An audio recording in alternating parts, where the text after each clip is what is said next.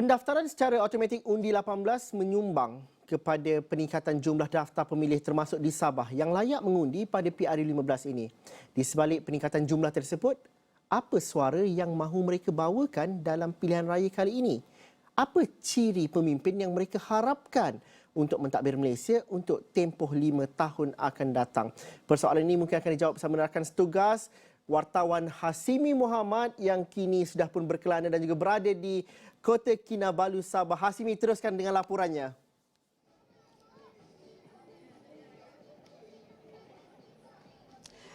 Baik, terima kasih Zul di studio. Kalau kita melihat kepada angka undi 18 mengikut statistik SPR di Sabah saja melebihi 127,000.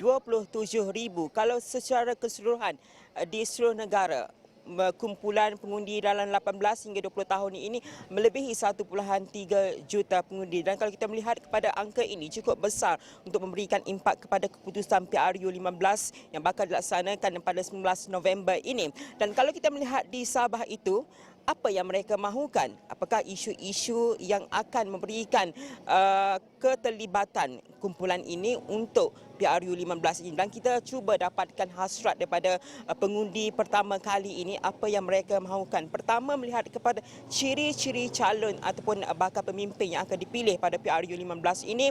Kita dapatkan reaksi daripada beberapa pelajar di sekitar Kota Kinabalu ini menyatakan medan PRU15 ini akan digunakan untuk memberikan mandat kepada pemimpin yang bersih, bebas rasuah dan berintegriti, kerana pada pandangan mereka kumpulan pemimpin ini yang beramanah akan merajui sama ada di peringkat kerajaan persekutuan atau kerajaan negeri sendiri, itu akan mampu mencorakkan pentadbiran untuk 5 tahun akan datang.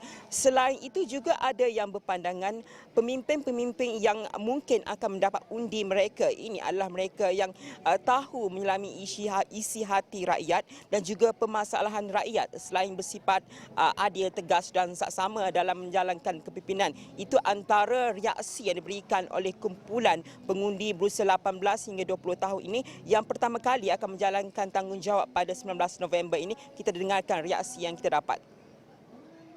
Okay, saya sebagai pengundi baru undi 18 ni, saya berharaplah agar wakil-wakil rakyat, terutamanya bahagian Sarawak lah, terutamanya saya daripada Sarawak, saya berharap menteri-menteri di sana nanti dapat membangunkan Sarawak dengan lebih bagus, dengan lebih sistematik.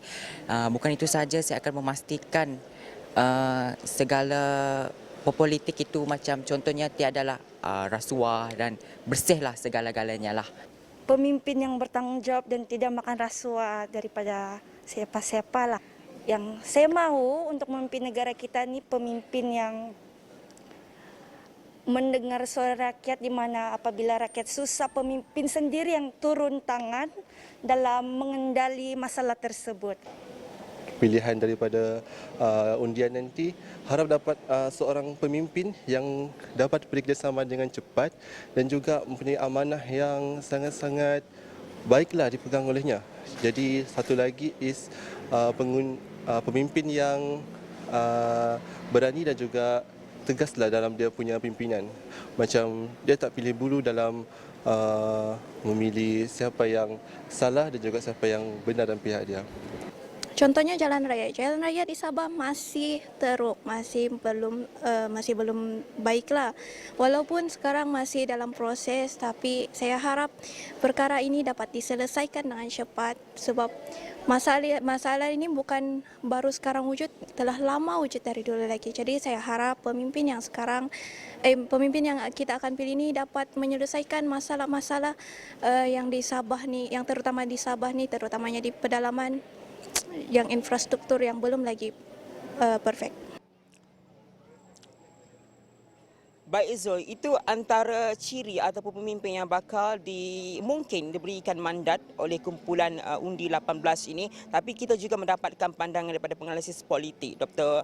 Ramzi Atiom mengenai apa lagi isu-isu yang mungkin akan menjadi kayu ukur kepada pengundi untuk turun menjalankan tanggungjawab. Pertama, kita melihat kepada isu yang masih lagi akan kekal dimainkan menurut pandangan Dr. Romzi adalah mengenai perjanjian M63 itu sendiri. Selain juga isu inflasi, kos cara hidup, pengangguran dan sebagainya. Selain juga melihat kepada janji-janji yang pernah ditaburkan oleh wakil-wakil rakyat atau penyandang sebelum ini. Itu mungkin akan menjadi aspek yang akan menjadi platform atau kayu ukur kepada pengundi-pengundi yang akan menjalankan tanggungjawab khususnya di Sabah ini. Selain itu, kita melihat kepada esok juga liputan di Sabah ini, kita melihat kepada kehadiran pemimpin-pemimpin kanan di peringkat Semenanjung itu. Pertamanya kita melihat pada kehadiran Perdana Menteri Datuk Seri Ismail Sabri Yaakob sendiri akan hadir di Parlimen Kimanis dan juga Presiden UMNO Datuk Seri Ahmad Zahid Hamidi yang akan juga menyampaikan ucap tamat, dan kita akan melihat kepada tumpuan bagaimana signifikan kepada kehadiran dua figura ini. Selain daripada kepimpinan daripada Barisan Nasional ataupun UMNO, kita juga akan menjangkakan kehadiran daripada pucuk pimpinan pembangkang Datuk Seri Anwar Ibrahim juga dijadualkan untuk hadir esok. Jadi kita melihat kepada senario-senario ini, gerak kerja daripada parti-parti khususnya di Semenanjung itu untuk hadir untuk mendapatkan mandat. Mungkin walaupun kempen masih lagi belum berlangsung secara rasmi, ini telah pun ditunjukkan indikasi bahawa gerak kerja itu telah pun dilakukan. Tidak kurang juga dengan parti warisan, kita melihat kepada pengumuman-pengumuman calon secara berperingkat telah pun dilakukan, dan kita jangkakan bahawa pengumuman penuh daripada pihak warisan ini pada awal bulan ini sebelum penamaan calon, dan semuanya kita akan bawakan di Astro Awani dan astroawan.com bersama dengan rakan tugas yang lain ada di Serata Sabah ini, semuanya di Astro Awani Zul. Terima kasih Hasimi langsung buat liputan dari Kota Kinabalu.